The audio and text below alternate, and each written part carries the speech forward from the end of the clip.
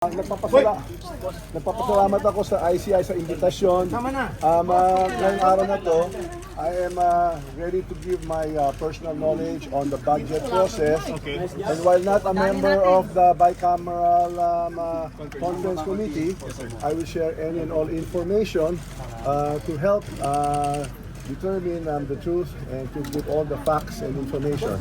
I will be here to help in any way to speed up the resolution of the fact-finding and investigation for the ICI. So yung Thank you very much. Kung may communication pa kayo sa